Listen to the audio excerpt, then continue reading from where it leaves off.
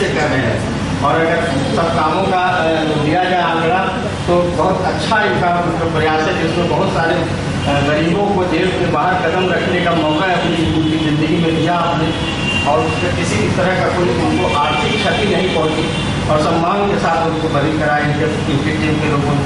साथियों, हमारे लिए बहुत सम्मान की बात है और हमारे कार्यक्रम की सफलता का एक प्रमाण भी है कि हमारे इलाहाबाद हाईकोर्ट के वरिष्ठ और अति सम्मानित अधिवक्ता फरमान भाई यहाँ पर आए हैं। हम आप सभी लोगों की तरफ से जो जिलों के हमारे साथी आए हैं, हार्दिक स्वागत करते हैं कि हमारे लिए उन्होंने समय निकाला और बहुत प्रयास से आए हैं। वो वकीलों से, क्लाइंट से घिरे हुए थे, रुपए पैसे से घिरे हुए थे, लेकिन हमने कहा कि किसी तरह से निकलिए। इनको बुलाने के पहले मैं उस शख्स को बुलाना चाहता हूँ, हमारे डॉक्टर लेनिन, जो इस समय उत्तर प्रदेश में राजकीय उत्पीड़न के खिलाफ, मानवाधिकारकर्ताओं के उत्पीड़न के खिलाफ और गैर कानूनी हिरासत में उत्पीड़न के खिलाफ एक अभियान चला रहे हैं जन सत्याग्रह के नाम से। और ह्यूमन राइट्स लॉ नेटवर्क और PVCHR ने साझा रूप से उत्तर प्रदेश में इस तरह के कई अभियान चलाए हैं। और PVCHR कोई भी काम करता है तो इतना अधिकार ले करता है कि बिना पूछे और बिना बताए सह आयोजक में लोग ह्यूमन राइट्स लॉ नेटवर्क का नाम भी लिख देते हैं। मैं उनको बुला रहा हूँ और ये अपेक्षा करूँगा, क्योंकि अभी कौशाम्बी में लहला गाँव में जो हत्या के बाद 250 दलितों को जेलों में बंद किया गया था, उसमें आप ही के प्रयास से जो हमारी प्रदेश की टीम आई थी, अरुंधति गुरु थी, रूपरेखा वर्मा थी और सारे लोग थे, जिसके चलते कि उनको रिहाई करने में, उनका जेल से छुड़ाने में कामयाब हुए। लेनिन भाई को, जिनके संगठन PVCHR को और तमाम साथियों को यहाँ पर स्वागत करते हुए डॉक्टर लेनिन तक।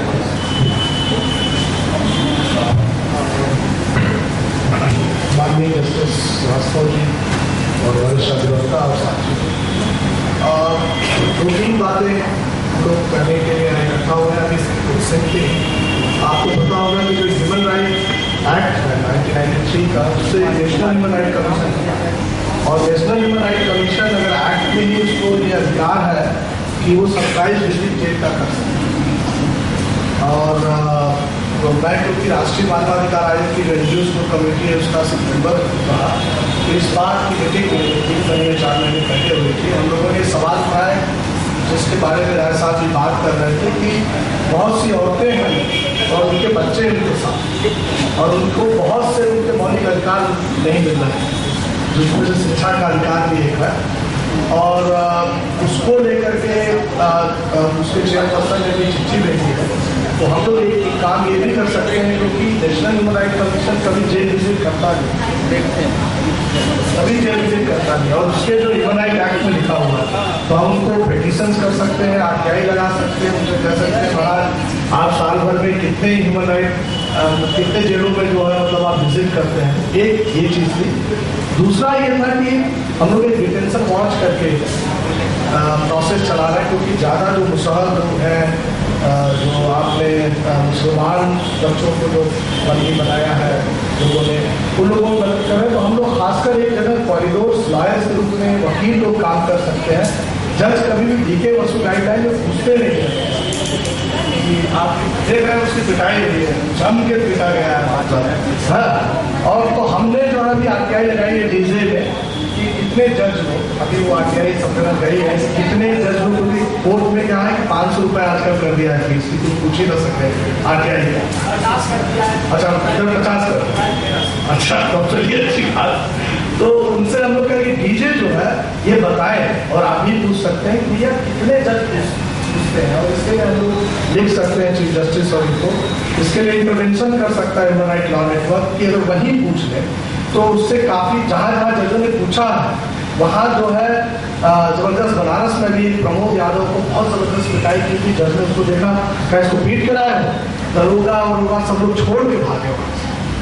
तो एक तो हम वहाँ पे इंटरवेंशन कर सकते हैं, और हम लोग उस तरह के लोगों को काफ़ी मदद कर रहे हैं डिटेंशन वाच को। इमीडिएटली 24 घंटे से ज़्यादा अगर कहीं रखा है थाने में डिटेंशन में, तो इमीडिएटली उसके लिए जो है तार करना, आजकल तार भी बंद हो गया, तो ईमेल करना, चिट्ठी भेजना SSP को, उसके लिए संघर्ष करना, और उसमें भी वो एक बहुत बड़ी प्रॉब्लम है, क्योंकि जो थानों में और चीज़ों में तो अगर प्रिजनर्स के साथ आप कर रहे हैं, अंदर ट्रायल्स के साथ, तो उनके जाने से पहले ही। दूसरा भी बहुत बड़ी संख्या में इस इलाके में हम लोग के इधर मुसहर लोग रहते हैं, और वो साफ सफाई कराने के लिए उनको बंद करते हैं, तो उनके ऊपर भी एक जो है सर्वे की और इंटरवेंशन की जरूरत है। तीसरा है पॉलिटिकल प्रिजनर्स। बहुत से लोग, अभी लालगंज का केस हम लोगों ने जनसंदेश में हाईलाइट कराया था, रामगढ़ साथी का, बहुत से लोगों ने सरेंडर किया। सरेंडर्स लोगों के सुभाष मिश्रा जो मुजफ्फरनगर में अभी दरिया के साथ करा दिया है, ये उस समय सोनभद्र जो SSP सुबह इसने क्या किया, सरेंडर किया हुआ, उसको पिटाई की, मारा, उसकी बहन को उठा के बंद कर दिया, उसकी पत्नी को प्रताड़ित किया गया जो है, और अभी हम लोग उसके ऊपर इंटरवेंशन कर रहे हैं। तो आप उस पर इंटरवेंशन का आपने सुना होगा कि एक चिट्ठी आई है, उनको छुड़ाने के लिए लग रहा है हमला होने वाला है। तो ये जो इंटेलिजेंस एजेंसीज का पूरा हवा करा है, और जिस तरह से अभी एक एक्विटल 7 साल बाद हुआ है, एक एक्विटल 14 साल बाद हुआ है आमिर का, और जो आमिर दिल्ली पुलिस का जो काम है, तो इसके ऊपर बोलने की जरूरत है। मतलब सवाल ये नहीं है कि हम उनकी विचारधारा के पक्ष में है कि विपक्ष में है, सवाल है कानून का राज है कि रूल ऑफ लॉ है। रूल ऑफ लॉ के ऊपर जो है ह्यूमन राइट एक्टिविस्ट को, ऐसे लोगों को तुरंत सपोर्ट करने की जो है जरूरत है।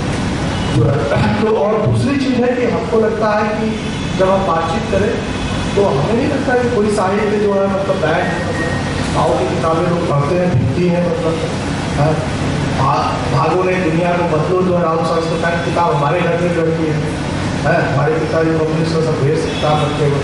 तो ये किताबें अगर दिखती हैं तो इन किताबों के नाम पर लोगों को क्यों बंद कर रहा है? ये एक्चुअली लोगों को चुप करने की साजिश है।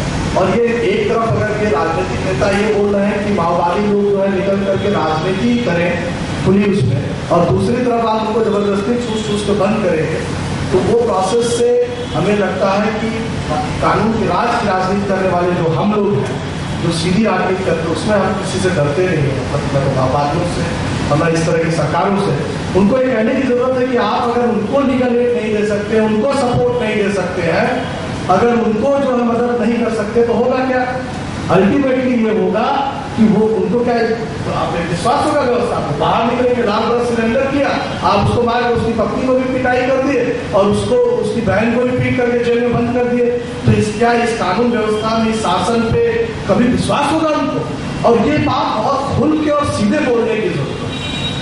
और अगर सब लोग ये बात बोलना शुरू करेंगे तो मुझे लगता है कि हमारी तो राजनीति उनके पास जाएगी, क्योंकि एक तरफ पुलिस का अत्याचार और दूसरी तरफ सामंतों का अत्याचार, और जो है उस बीच में उठाए हुए हथियार के लोग लोकतंत्र के लिए जो लोकतांत्रिक जनवादी स्पेस है, डेमोक्रेटिक स्पेस है, वही गायब कर रहे हैं। और उसके लिए भी हम लोगों को जो इस तरह के नॉन वायलेंट एक्टिविस्ट हैं और रूल ऑफ लॉ की पॉलिटिक्स करते हैं, उसको बहुत तेजी से वकील लोग हैं, उनको खुल के बोलना कि उनको जो है लीगल एड मिले, उनको चीज़ें मिले। और तीसरी चीज़ है कि हमको अगर संघर्षों में ये भी देखने की ज़रूरत है कि रेट के ऊपर जब आंदोलन होते हैं, जैसे लगे हुए हैं, डेथ पेनाल्टी लोग मांगना शुरू करते हैं, तो फांसी के बारे में कंट्रोवर्शियल इशूज़ है, पर फांसी के बारे में भी लोगों को डिस्कशन करने की बहुत ज़्यादा ज़रूरत है कि बहुत, और ये गरीब लोग फांसी में, अगर आप दुनिया में कहीं भी देखेंगे, निग्रोज गए हैं, गरीब गया है, मजदूर गया है, आखिरी आदमी को लोगों ने फांसी दिया है। और इसलिए क्या है कि बात देखिए, क्रिमिनल जस्टिस सिस्टम को एक लड़ाई तो लीगल एड दिलवाने की है, उसके लिए जो है district level legal service authority, national human right commission का जो मैंडेट है, उसके बाद स्टेट लीगल सर्विस अथॉरिटी, इनको मोबिलाइज करने की जरूरत है और उनके साथ काम करने की। दूसरी तरफ क्रिमिनल जस्टिस सिस्टम को ठीक करने की जरूरत है। 120 साल का सड़ा गला जेल मैनुअल इस देश में नहीं चलेगा, इस देश में पुलिस एक्ट नहीं चलेगा, इस तरह का क्रिमिनल जस्टिस सिस्टम नहीं चल सकता है भाई, कि आप जो है आजाद भारत में आजाद नागरिकों के लिए आप जो है औपनिवेशिक जो है मतलब लिगेसी को इस देश में और इस मुल्क में चला रहे हैं, इसको अब सहने के लिए हम तैयार नहीं।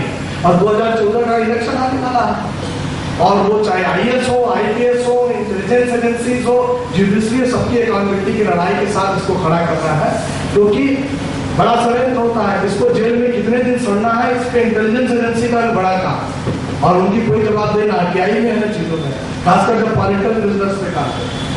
शांति गए हैं, आप देखिएगा कैसे साल जेल में रहते हैं, जो है घुमा के फिरा के रहेंगे, जो है। तो ये सबसे बड़ी बात, क्योंकि वो पॉलिटिकल प्रिजनर्स को ऑर्गेनाइज कर रहे हैं, क्योंकि वो जब बने पॉलिटिकल प्रिजनर तो उन्होंने निकल के पॉलिटिकल प्रिजनर ऑर्गेनाइज कर रहे। उनके साथ एक साथी हमारे साथ शिक्षा से काम करते थे, हम लोग के साथ हमेशा जुड़े रहे। इंटेलिजेंस वाले हमारे ही पास आते हैं, साथ में क्या काम करते हैं, हमारा क्या आपसे जुड़े थे, क्या हम काम करने गए, क्यों भेजा था। इतना डर है, मतलब इतना डर है प्रशासन को और शासन के लोगों को। और ये डर क्यों है? क्योंकि वो भ्रष्ट है, उनकी व्यवस्था सड़ गल गई है। इस तरह की जो है, एक तरफ अच्छा संविधान है परंतु दूसरी तरफ इनका सड़ा गला है पूरा जो है सिस्टम है। हर जगह हम आज धरना देने गए थे, वहाँ मंच नहीं लग पाया क्योंकि 100 रुपया जो है हमको घूस देने की आदत नहीं, 100 रुपया में पुलिस वाले को घूस। वहाँ धरना स्थल के लिए स्थान कब्जा करने के लिए घूस चल रहा है। बाप क्या देश है, क्या चीजें हैं, कहाँ शुरू कीजिए और कहाँ जो है खत्म कीजिए जो है।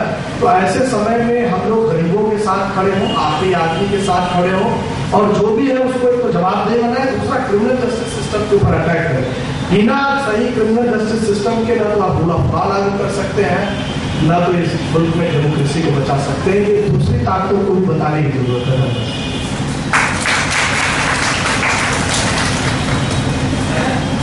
धन्यवाद लेडू जी।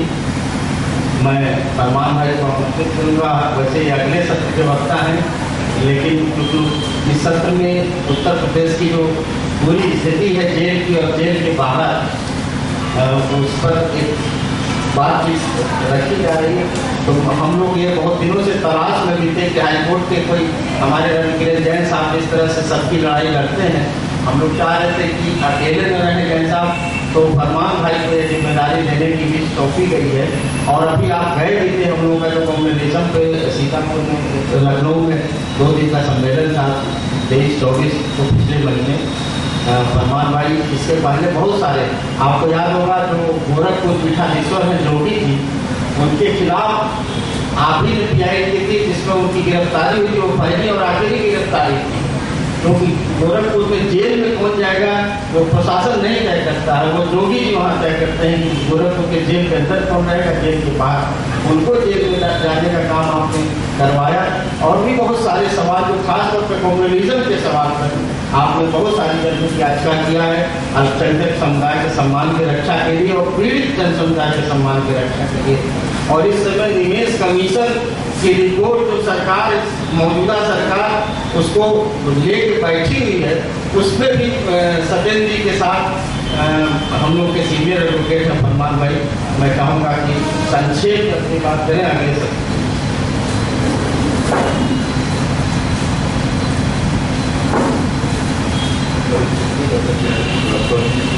हम लोगों के बुजुर्ग भी हैं और बहुत कुछ सीखा भी है आपसे अदालतों में हम लोगों ने